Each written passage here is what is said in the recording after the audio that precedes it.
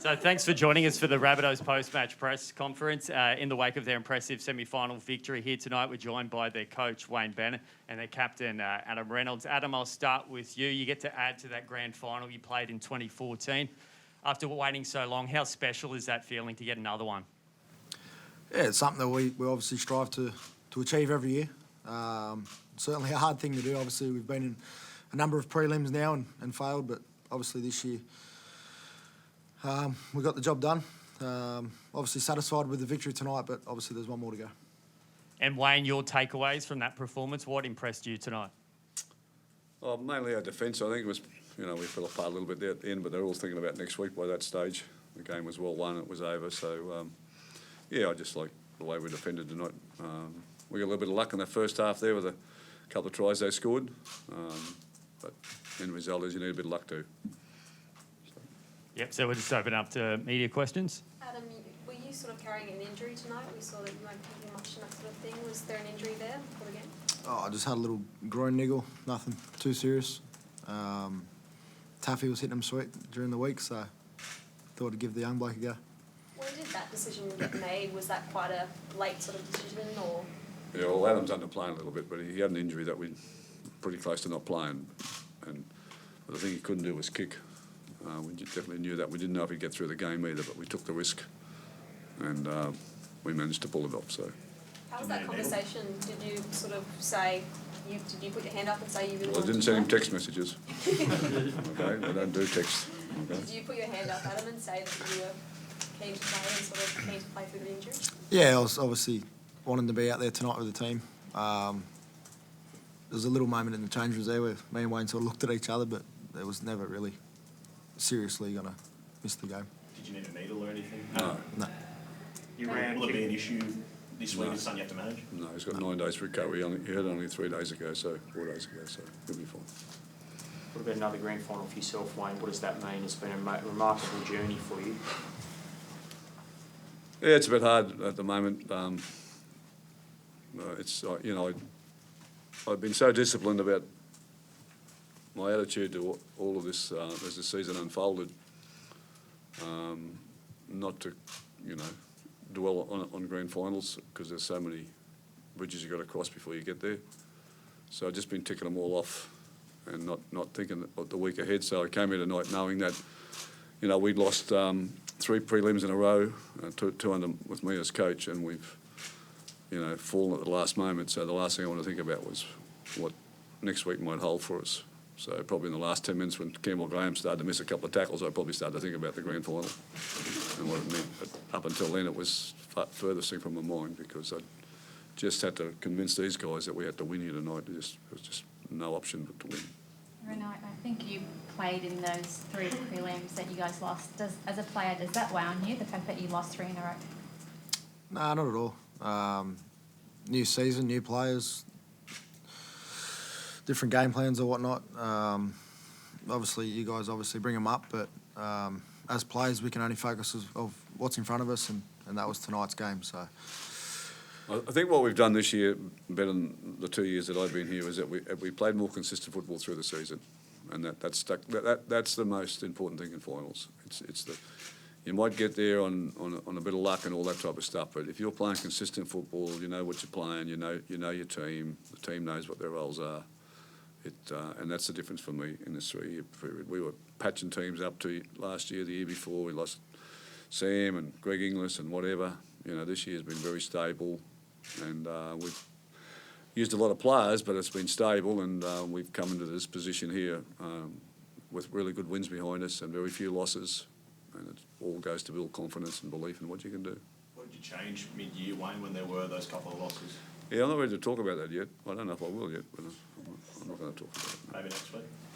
Maybe, but probably not. I know you say you build teams, not individuals, and was that the mantra when you lost Latrell that you still knew there was belief in this team to go on without? Well, I've coached in so many situations. I just, you're always going to have that moment where you lose that player you don't want to lose. But if that's the end of your season, then what are you working for? You've got a whole group of other men there that are putting a lot of effort in as well. So It was not something I made up. It's how I've always been as a coach, and I could go back early in my coaching career to players that I'd lost with injuries and for a season, whatever, and we still did remarkable things. So it is about the team. It's never about the individual. What about Blake Taff? Wayne's 8 games, and looks like he's been there for 50 odd. Unbelievable again tonight. Yeah, well, he was wonderful tonight. He really was. But the players are great with him. You know, you can't underestimate what Adam and Cody bring to him and how they help him on the field, and Damien Cook. So it's a wonderful team, that these guys, and they've done a great job this year. They've won 22 out of 26 games or something. It's pretty remarkable.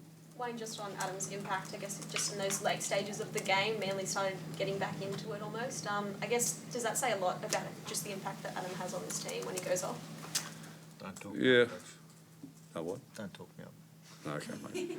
No, someone else. I'll give you a cut. Wayne, you've been at the grand final stage so many times, but after you were let go by the Broncos, is this probably one of your greatest triumphs given what you went through in that period? I'll let you determine that, Peter. Yeah, I know, but we want to hear from you, Wayne. I know you would. I don't care what I But think. you're not going to hear from me Why not?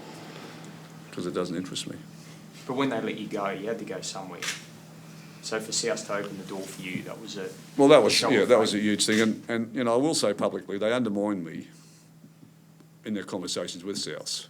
So they didn't do a little job on me. They did the best job they possibly could. But to South's credit, they had there's some people that had worked with me before, and they were happy to bite the bullet and give me the opportunity. And I rustled, grow, and hopefully tonight, that's part of the repayment that what the team's done, that means so much to him, and the chairman as well, Nick Pappas. He's been wonderful, and all the board. So I've been tremendous support there. And it was refreshing, to be honest with you. The last 3 years have been as refreshing a years I've had in coaching for a long time. The way they worked and the way we built the club and the way the club was when I went there was in really good shape. And Shane Richardson was there, and Shane Edwards from the ex-Broncos CEO, he was the guy that rang him up and said, why don't you go and get Wayne, and supported me there. So, yeah. Do you feel vindication, Wayne? Because Brisbane felt you were washed up. Well, they felt a lot of things. How did you feel? I wasn't listening to them Why? because I spent a lifetime being honest with myself. And if I thought I was washed up as a coach, I wouldn't coach. I wouldn't coach another day because I let too many people down. And I'll determine that, and no one's going to determine it for me. So nothing's changed for me. If I want to coach, I'll look to coach and make a contribution. But I learnt that as a young coach about when you should retire and when you shouldn't retire, because I worked with a coach that didn't have the ambition anymore and the passion for it. But I'm not at that stage. Adam, what has Wayne done for this club over the time that he's been here? Don't say me. No comment. Wayne, it was 1987, I think, your first grand final as a coach. Are your motivations the same? 1987. Is that right? With Canberra, yeah. Yeah. What's changed? Are you still motivated by the same things? Or how do you see your sort of progression there? Yeah, I am still motivated. I'm motivated by the things that, as a 23-year-old, I decided to go and coach a football team because I didn't have a coach. And at the time I was very busy. I was a young police officer. I was playing rugby league in Brisbane here, about to get myself married. Lots of things happening in my life. And I had a big decision to make. And the reasons I coached then are the same reasons I coach today. And when they change, then I won't coach anymore. You sort of marvel at, say, how you've managed to adapt. Like even this year, like look where we are at the moment. Things have changed a fair bit, but you're still turning up and finding a way to get a result. If I want to coach, then I've got to be good at what I do, and I have to adapt. It's as simple as that. There's no grey areas for me. And if I don't want to adapt, then I move out of coaching because my time's up. When you say you're undermined, what do you mean by that? Whatever undermine means, Peter, you work it out. Go look at the dictionary. Wait, we saw a lot of drop ball in the first half, obviously. Manly probably weren't at their best tonight. Is there a part of you that thinks you needed a bit of a sterner test leading into next week? Like, was this the right game for you guys? Well, what we've had, we didn't play a lot of them against the last game of the season, They had a week off. They came back and we played Penrith, which was the plan to be fresh for that game, and we were. We've had another week off and come into this game. We needed this game tonight. We need to win this game, and we need to play next week. We don't need another week off. We play better when we play week after week.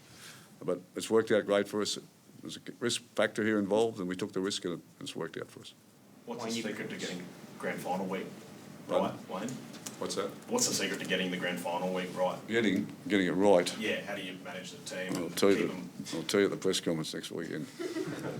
But you've done it a few times. It's worked out for you. But have you learned anything in those years? Well, I hope I have. Craig or Ivan, Wayne, you've coached guys like Alan Langer and Kevin Walters. What about Cody Walker? Does he just have that natural gift and awareness for the game? Yeah, he's the type of player that you can't, you know, they just have it. You can't coach what they've got. You can't do that. And, that's Cody. Instinct, ability to take the moment, grab it. You know, wonderful. Put the ball in his hands, great pass. But he's got great footwork and speed himself, so he's a real threat. He's one of the few players in the game that's got a threat just about every time he's got the ball, with what he's going to do and how he's going to do it. Why can this team win next week, Wayne? Or what's this team got? Well, I've got to go home and work it out. We don't even know who we're playing yet, so we'll worry about that through the week, okay? Yes, Cody. 50 points, Wayne. Pardon? The team has conceded 50 points by both Penrith and Melbourne. How do you convince your side that they got what it takes to beat them? It was a long time ago, Corey. You should see what we've done since then. So that's not relevant. You obviously had a bit of a thing with Ivan leading up to week one. Is there any, if it does happen to be Penrith, are you worried about anything like that hijacking the headlines in the week, Wayne? No, not at all. You'll school him again? No, I won't. You know, I won't make any comments about anything I don't have to make any comments about, so it's over. We've both moved on, I'm sure, so I've moved on. I'm sure he has. Do you have a preference, Craig or Ivan? No, they've got to sort that out tomorrow. You know, the win that we had kind of changed the whole format of the final series 2 weeks ago, and that's where it's at now. They've got to play each other. I think everyone thought they were going to be grand finalists, and probably they deservedly at the time, but, you know, we managed to beat them, so one of them won't be coming next week, but we will be there. Wayne, just on Benji, he's been great this year, hasn't he? Some nice touches tonight. Yeah, he has. You know, I think I like about Benji. He rang me up and he said, "Oh, look," he said, "the deal's fallen through." He said, "I'd love to come to South Sydney." And I went and saw Adam and Cody because I didn't want them to think that I was undermining them, and they want him to come. And so I rang him back. I said, "Mate, yep." I said, what do you want to come to South Sydney for?" He said, "I think you can be in the Premiership. I think you can be in the grand final." He said, "I want to go out on a good note." I said, "Okay, mate, let's do that." I said, "I'll make you number 14 every week. That's my guarantee to you." And he's been wonderful for us, hasn't he? Yeah. Yep. I'm real proud of him. He's great around the young players. He's been really good with them and just giving them advice and help and all that stuff. Yeah. So this is it, Wayne, for him, he's retiring, I think so, yeah, but he's like a lot of us. He's not, you know, he don't want to fend for and fuss about it, but it's great. You can't retire in a better moment than in your football career than in the grand final. It doesn't get any better than that, so he's there. Yeah. We might just wrap it up with the fan questions, one each. First of you, to you, Adam. What will you need to improve on after tonight's performance going into next week? What areas? Just generally right across the park. I think our attack can be a bit better, our defence can be a bit better, so we just need to improve those little 1%ers and just keep asking questions of the other team. And Wayne, has Latrell Mitchell been working with Blake Taff to be game ready, and how has that helped his confidence?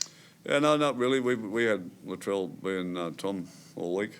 He was too busy looking after himself.